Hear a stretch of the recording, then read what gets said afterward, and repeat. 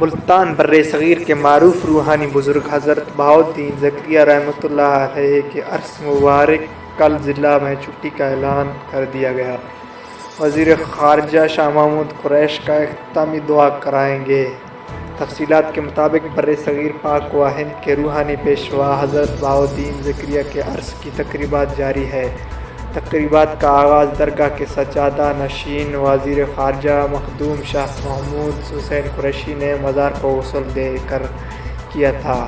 Corona وبا کے پھیلاؤ کے پیش نظر عرس کی تقریبات محدود کر دی گئی اور سالانہ زکریا پرس کی تمام نشستوں کو بھی منسوخ کر دیا گیا۔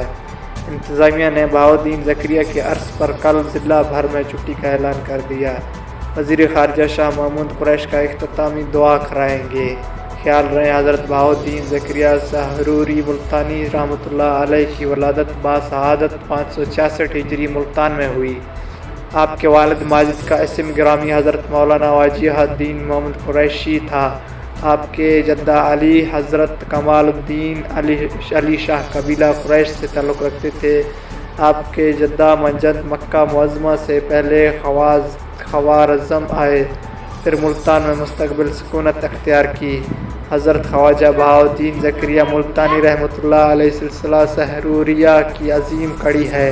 حضرت کی سعاد مستودہ صفات گو خوبیوں کی حامل ہے۔ آپ 66 ہجری میں اس دنیا فانی سے رخصت ہو گئے۔